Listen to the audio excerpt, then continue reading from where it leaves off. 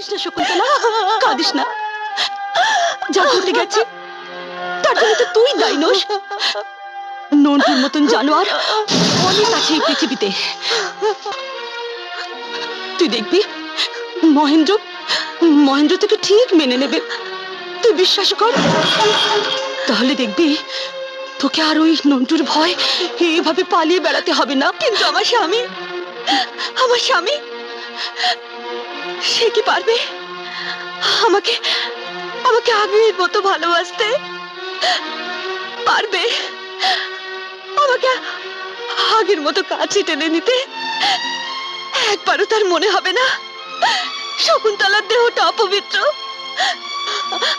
আর আর আমার শাশুড়ি মায়ের সেই সেই মন্দিরে আমি কি সহজভাবে যেতে পারবো?